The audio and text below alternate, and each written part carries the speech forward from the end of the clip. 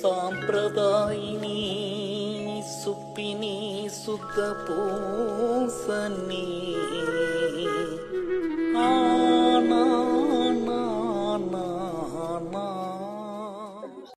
రేయ్, పిలిచారా నాన్నగారు?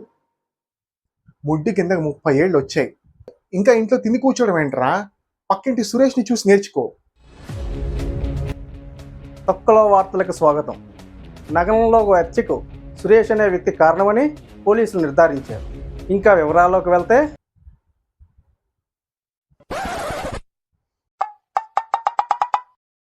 పోని పక్కింటి సురేష్ని కాదు, వెనకింటి సందీప్ని చూసి నేర్చుకో. పోలీసుల విచారణలో సురేష్ అనే వ్యక్తికి ఆయుధం అందించింది సందీప్ అని తేలింది. వీళ్ళెవ్వరో వద్దు, పై ఇంటి కుష్ని చూసి నేర్చుకోరా. ఈ హత్యకు సూత్రధారి కుష్ అనే వ్యక్తిగా నిర్ధారణ అయింది. ఎవరిని చూసి నేర్చుకోవాలి నాన్నగారు? నువ్వు ఎవరిని చూసి నేర్చుకోకర్లేదు, ఇంట్లోనే కూర్చో.